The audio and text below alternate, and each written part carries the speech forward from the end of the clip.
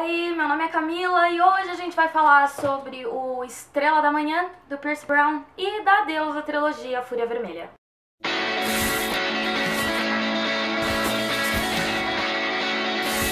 Sobre os dois primeiros livros da trilogia, eu gravei uma discussão com spoilers e tudo mais sobre todas as minhas opiniões sobre os dois primeiros livros.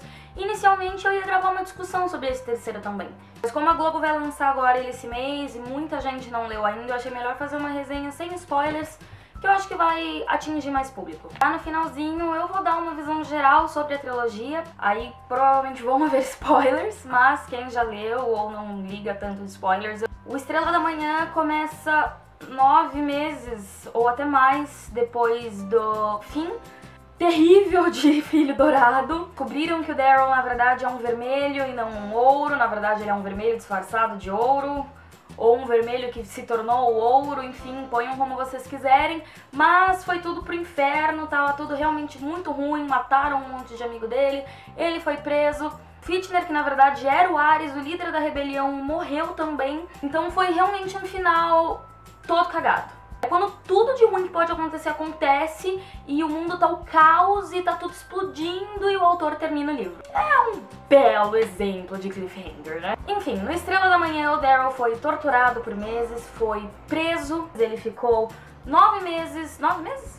Ou 3 meses? É porque ele passou muitos meses sendo torturado e depois ele foi parar dentro de uma caixa onde ele ficava preso no escuro, ele não conseguia esticar os membros e ele não ouvia nada, ele não sentia nada, ele era alimentado por meio de uma sonda, então ele realmente tava quase morto, assim, dá desespero ouvir isso, porque se você tá preso numa cela ainda é menos enlouquecedor e ele realmente fica à beira da loucura quando o Sevro consegue resgatar ele. E ele não entende nada, porque de repente ele sai, né, dessa caixa e ele descobre que ele tá sendo enviado pra Soberana pra ele ser dissecado, pra eles entenderem o processo que foi transformá-lo em ouro. O Chacal ficou com ele por meses como um presentinho, se diverte com ele um pouco aí, faz ele sofrer, tortura, prende, aí depois quando você estiver cansado, manda ele de volta pra gente dissecar, tá bom? Foi mais ou menos isso que aconteceu. E aí o Daryl sai dessa caixa pra descobrir que ele tá sendo enviado pra ser dissecado. Pausa pro café, porque senão vai esfriar, eu tenho que gravar agora, então eu tenho que fazer as duas coisas simultaneamente. E no meio desse envio todo acontece uma maluquice, surgem soldados cinzas que ele nunca ouviu falar e de repente, pum, ele foi resgatado. Daí ele é resgatado pra um estado de completo caos também na rebelião. A rebelião dele tá indo pro lado que não era muito pra ir. Quem assumiu agora foi o Sevro é o novo Ares. Ele tomou aí o legado do pai, ainda mais que ele é meio vermelho, né? Já que a mãe do Sevro era vermelha, faz sentido ele liderar essa rebelião mesmo, ele sendo um ouro. E ele tá tentando aí fazer o trabalho meio que do Daryl, porque isso é uma coisa que a gente vê muito nesse livro. A rebelião, eu não sei como vai ficar traduzindo pro português, mas a Rising, né? Essa rebelião toda, esse levante das cores baixas, era liderado e foi iniciado pelo Ares. Mas o Daryl, o ceifeiro, ou no caso quem leu em inglês como eu, o Reaper, era o símbolo da rebelião. Eram as foices que eram estampadas por aí como símbolo de pessoas que fazem parte da rebelião.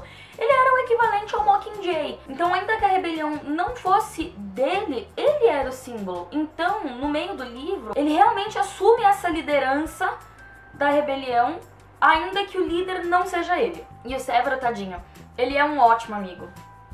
Ele é um ótimo cara.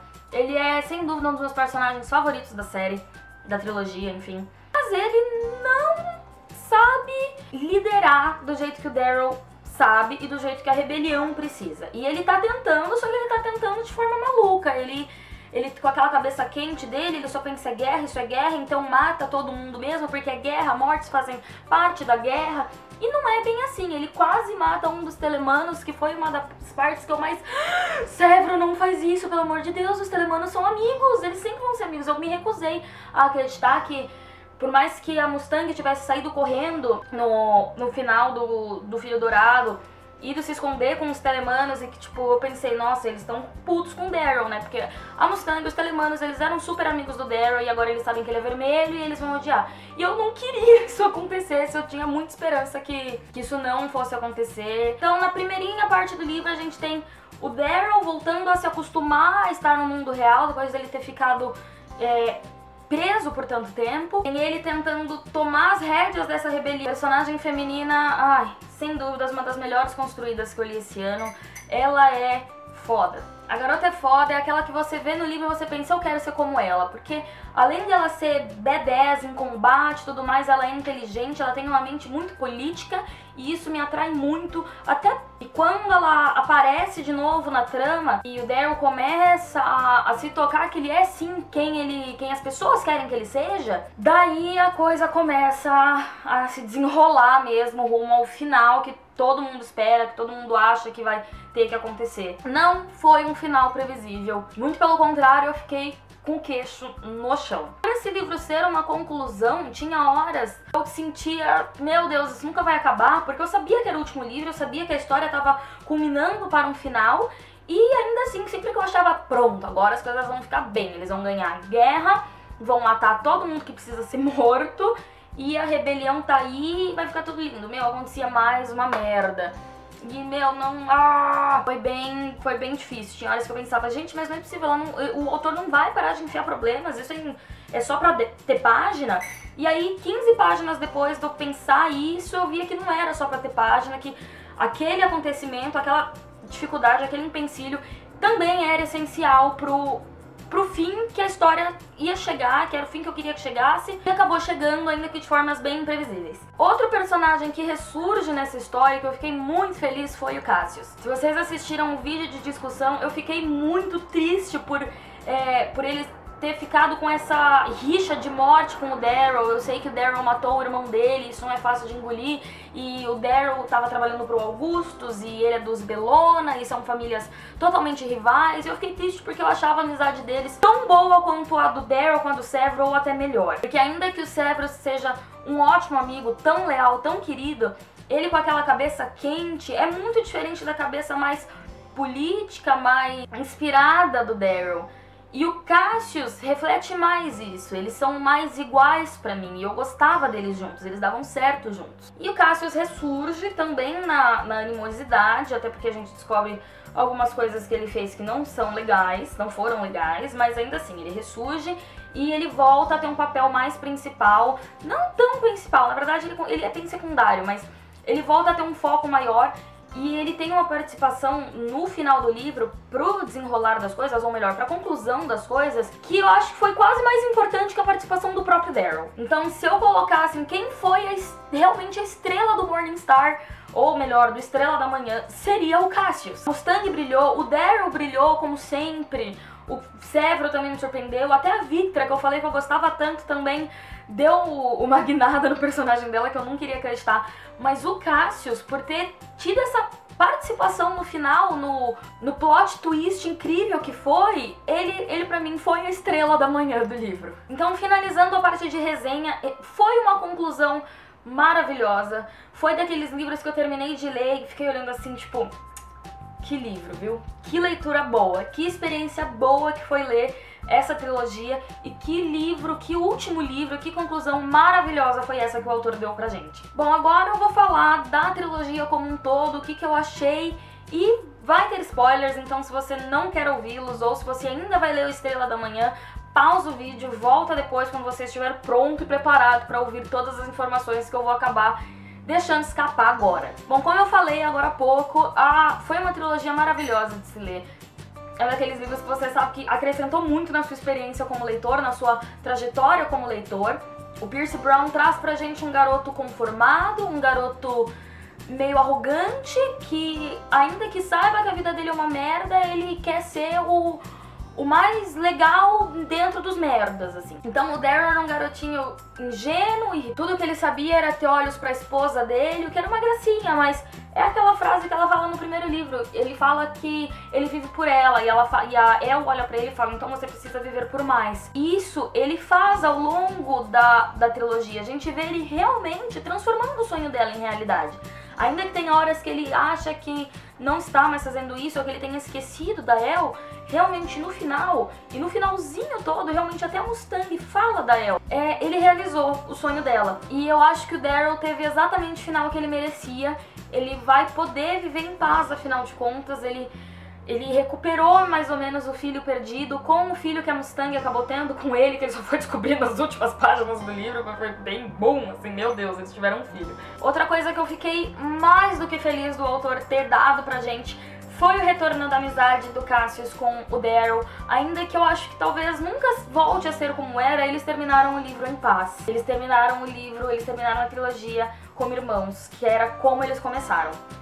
E na hora que eles se despedem, que o Cassius vai ver o mundo, vai embora com o Lysander, e ele aperta a mão do Daryl e fala: tchau, irmão. Nossa, eu desidratei de tanto chorar. Eu tô ficando emocionada até agora de falar, porque foi uma amizade que eu gostava tanto e que eu passei a trilogia inteira torcendo pra que voltasse a ser realidade essa amizade. E foi de uma maneira incrível, que foi o Cassius atuando como se ele realmente odiasse ainda o Daryl por várias cenas, fez até o Daryl perder uma mão. E realmente, porque o Pierce Brown faz muito isso.